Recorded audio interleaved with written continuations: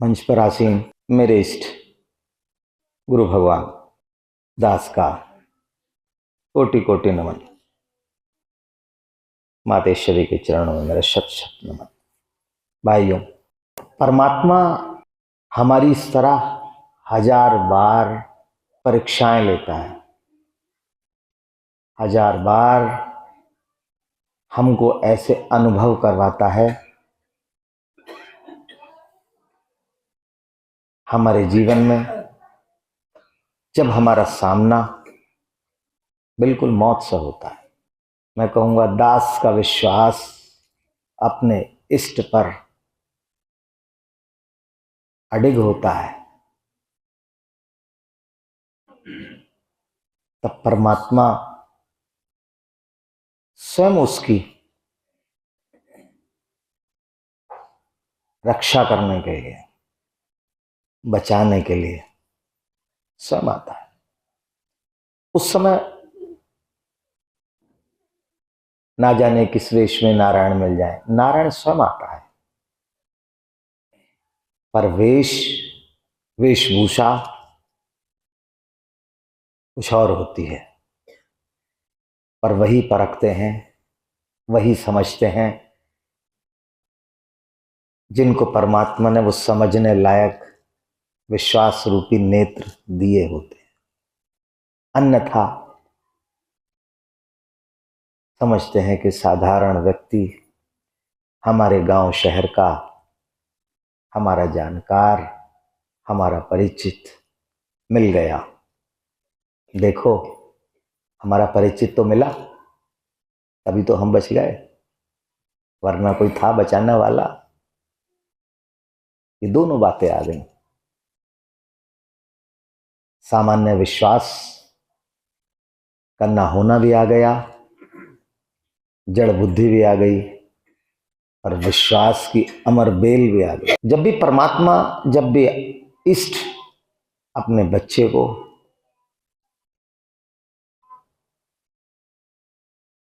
अपने प्रकाश का अनुभव करवाते हैं, तो वो बार बार, मैं कहूंगा हजार बार परखते हैं। इतनी बार परखते हैं कि हम टूटने वाली अवस्था में आ जाते हैं, और जब टूटने वाली अवस्था में आ जाते हैं और परमात्मा देखता है कि हमारा विश्वास, वो इष्ट देखता है कि बच्चे का विश्वास अडिग है, तब वो उसे अपना कृपा पात्र बनाते हैं। जिस तरह एक साधारण सी बात है, बच्चे का हाफिल एग्जामिनेशन होता है, फेल, एनुअल एग्जामिनेशन होता है, फेल तो फेल। इसी तरह परमात्मा हमारे एग्जामिनेशन लेता है, पास तो पास, फेल तो फेल। मैं पौराणिक कथा से बोल रहा हूं। महाशिव पुराण में ये अंकित कथा है। भगवान शंकर मां के साथ हरिद्वार की पावन भूमि में विचरण कर रहे। मां ने देखा हजारों आदमी मां गंगा में स्नान कर रहे, हर हर गंगे, हर हर गंगे बोल रहे। बाहर निकल के आ रहे, पर वही अवस्था, पाप सहित मन। मां ने कहा कि भाई, स्नान करने के बाद भी ये जैसे नहाने से पहले थे वैसे ही हैं। इसका मतलब ये है कि इतने दिनों मां गंगा को भोलेनाथ से दूर हो गए, शायद मां गंगा का प्रताप कम हो गया। उन्होंने भोलेनाथ से कहा, भोलेनाथ ये क्या अजब लीला है, ये तो सारा आपका विधान डगमगा रहा है कि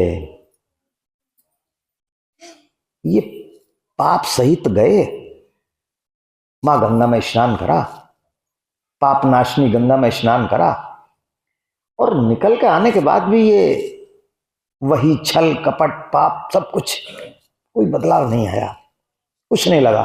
इसका मतलब ये है कि ये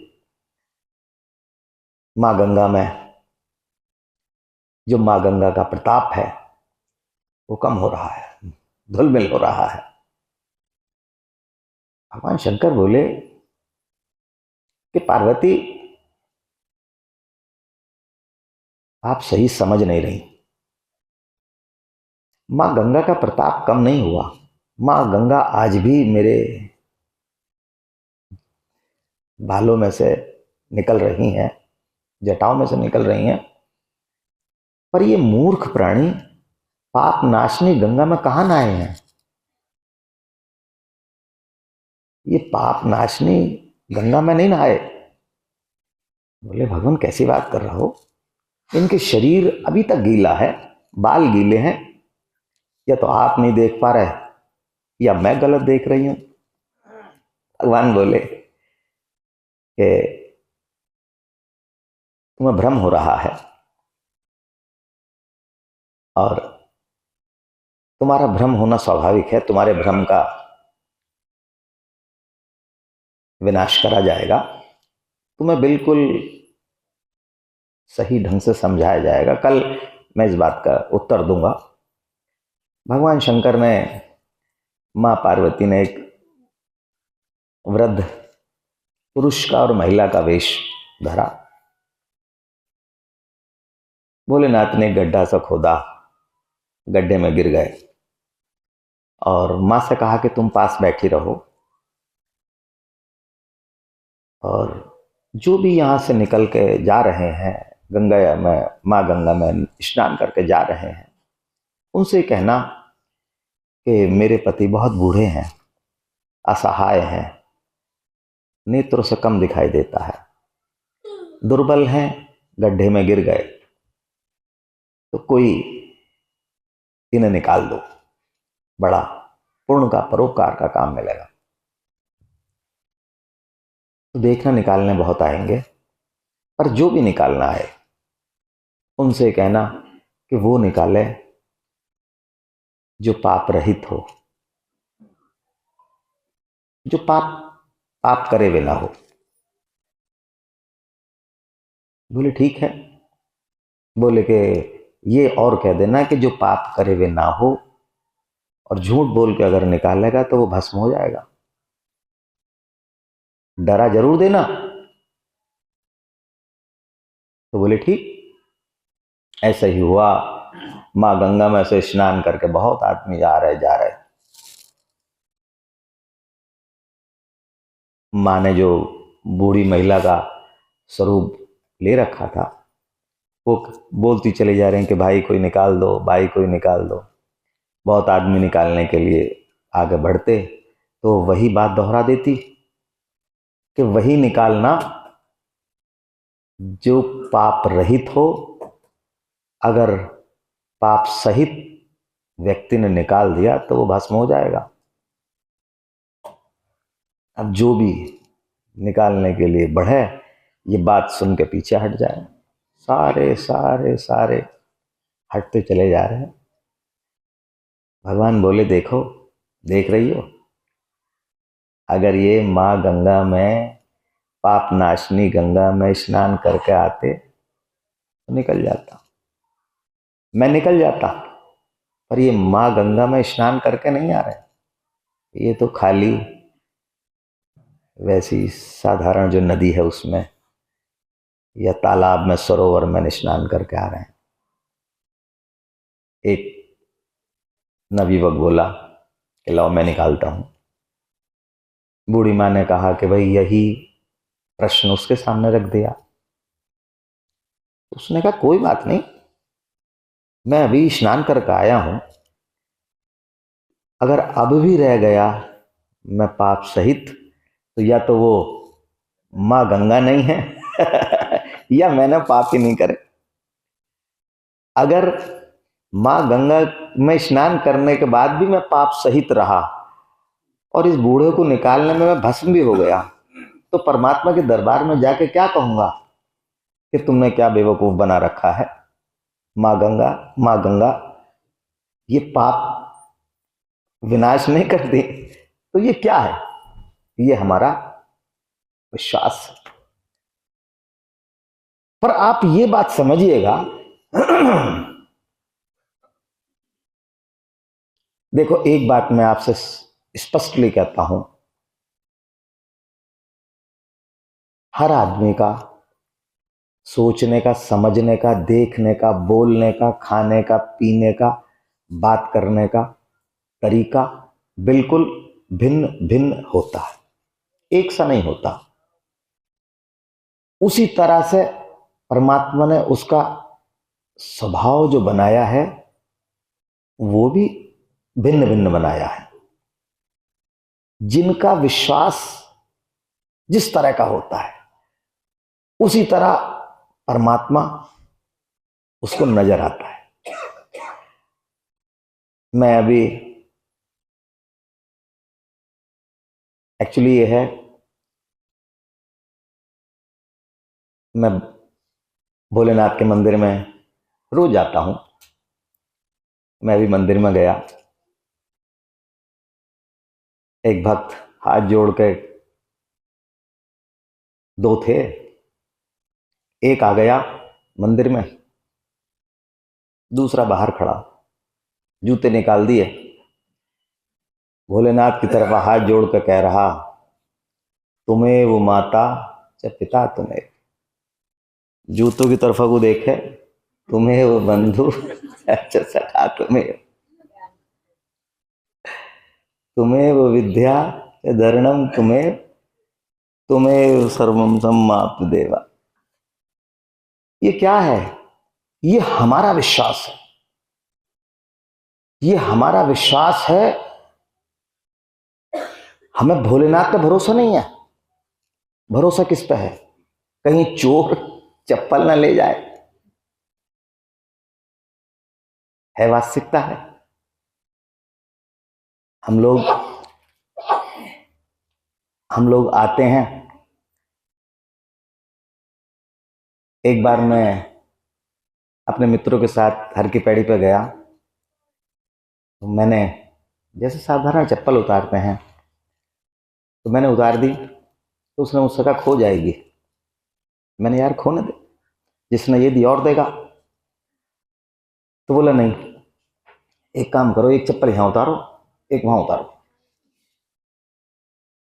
5 कदम दूर, यहां ढूंढेगा एक, एक अब छोड़ जाएगा, वहां ढूंढेगा एक छोड़ जाएगा, तो मिल जाएगी। तो उसका विश्वास कहां है? क्या उसका मां गंगा में नहाने का है? क्या उसका भोलेनाथ में है?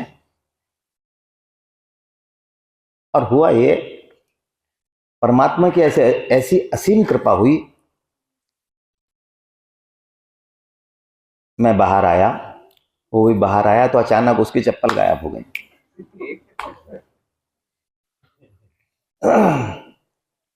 वो सब साथी से बोले तू क्या कर रहा था भाई, चप्पल कहाँ गई?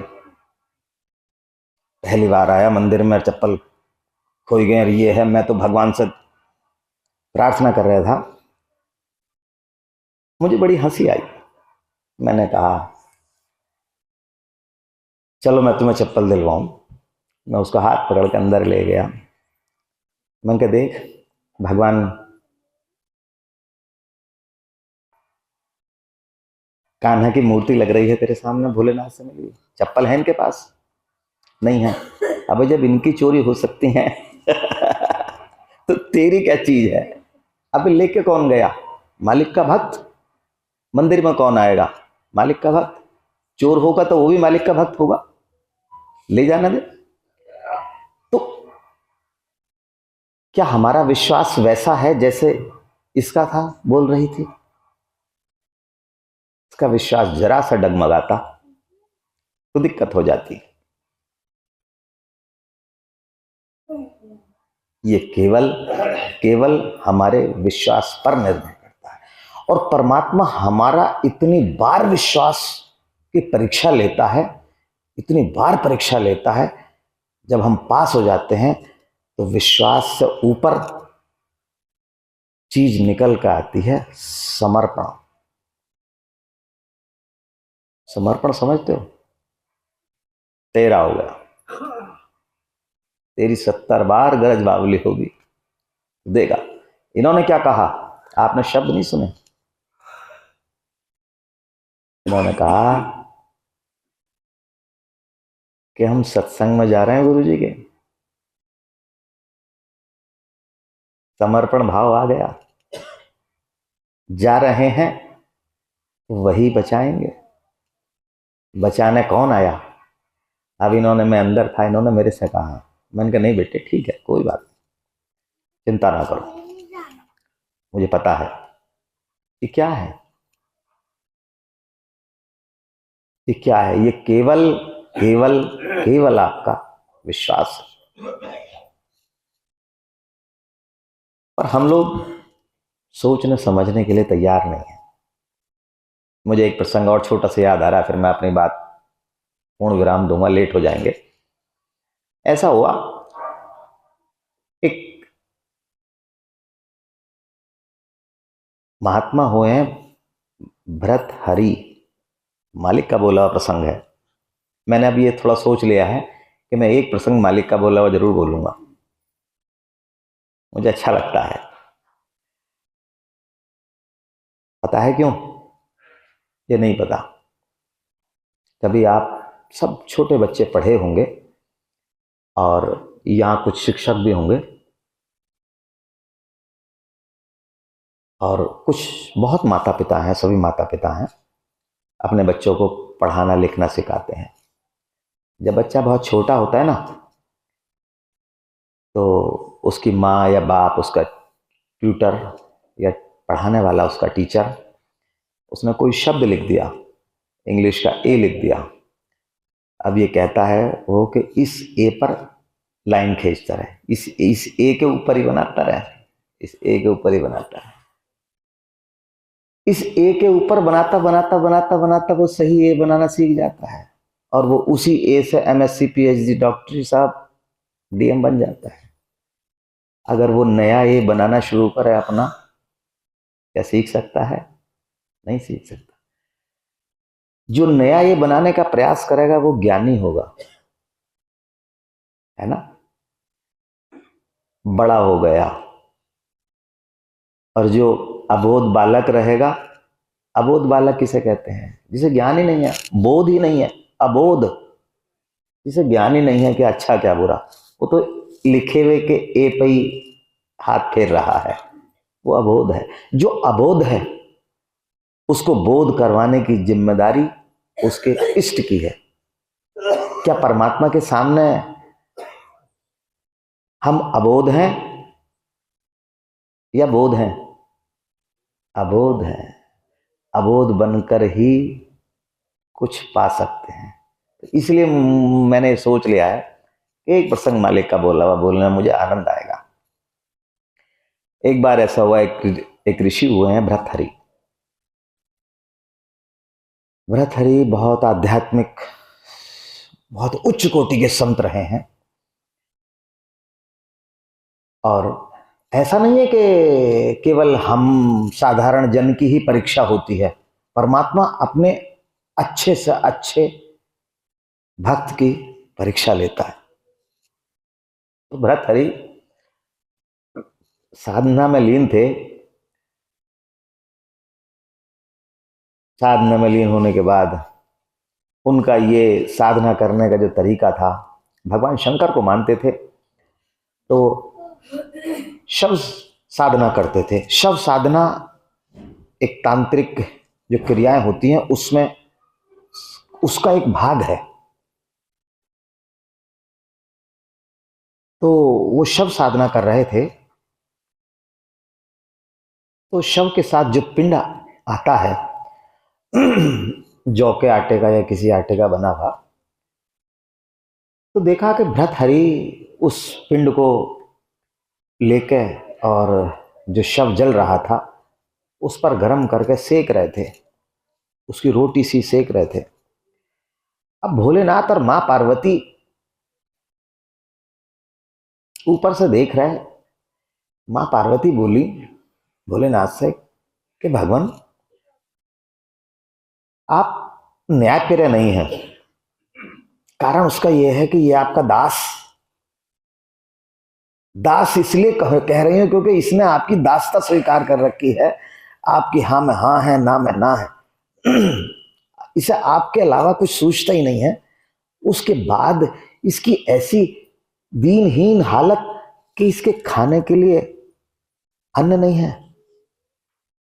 और ये जो ये जौ के आटे का पिंड है, इसको शव की अग्नि पर गर्म करके खा रहा है। क्या मालिक इसके लिए इतना भी अन्न नहीं है इसके भाग्य में? भोलेनाथ बोले कि पार्वती क्या करूं, मैं इससे परेशान हूं। परेशान इसलिए हूं कि ये मूर्ख मेरे से कुछ मांगता ही नहीं। ये मांगे तो मैं इसके ऋण से उऋण हूं। ये मुंह खोले तो मैं डालूं, ये मुंह ही नहीं खोलता। बोले ऐसा कैसे हो सकता?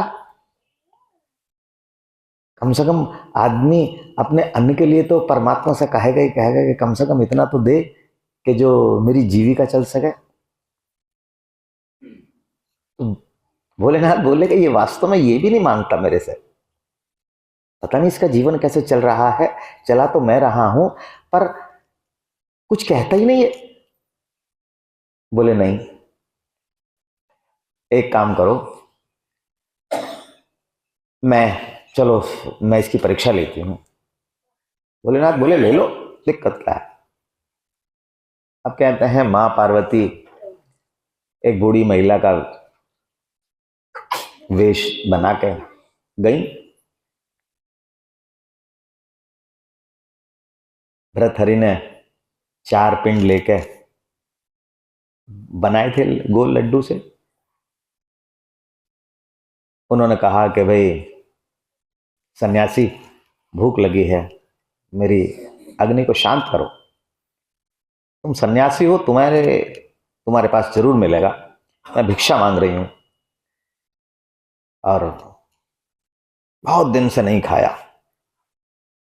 तो भरथरी ने देखा कि वास्तव में भूखी है। इतनी दीनहीन हालत, शरीर जर्जर हो गया। उन्होंने 2 लड्डू उठाकर दे दिए कि ले खा। बोले महात्मा, मेरे लिए तो दे दिए पर मेरा पति बहुत भूखा है, कहीं ऐसा ना हो कि प्राण निकल जाए, उसके लिए भी दो। तो भरतहरि ने 2 लड्डू थे उनके पास, वो भी दोनों दे दिए कि लो ये तेरे पति के लिए, जा। उन्होंने जल लिया, यमुना जी में से गंगा जी में जल लिया, जल पिया, अपनी तृप्ति करी, फिर परमात्मा के चिंतन में बैठ गए।